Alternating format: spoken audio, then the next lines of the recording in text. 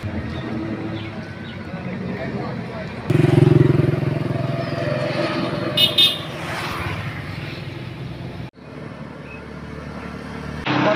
থেকে সড়ক অবরোধ এই জন্যই আমরা গাড়ির জন্য যাইতে পারতেছি না। আজকে 2 দিন যাবতে আমরা এখানে অবস্থান করতেছি, কোনো অবস্থাতে যাইতে পারতেছি না বাড়ি ঘরে। যাত্রী প্রতিদিন তো আমাদের আসেই, আর তাছাড়া ট্যুরিস্টও, যেহেতু এটা ট্যুরিজম এলাকা, ট্যুরিস্ট আছে, তো প্রতিদিনই ট্যুরিস্টগুলো আসলে অত্যন্ত ভোগান্তির ভিতরে আছে।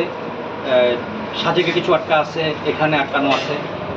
তো রাস্তার লাইফ রিস্ক, যেটা মানে রাস্তা থেকে আমরা কোনো মানুষের জানমালের নিরাপত্তা পাচ্ছি না, বিধায় আমরা গাড়ি চালাচ্ছি না।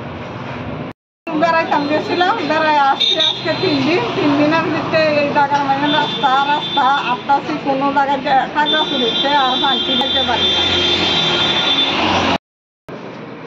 আমরা গতকাল থেকে যাত্রী আসছে 72 ঘন্টা হরতাল অবরোধের কারণে, আমরা এই নিরাপত্তাহীনের কারণে আমরা এই গাড়ি ছাড়তে পারতেছি না।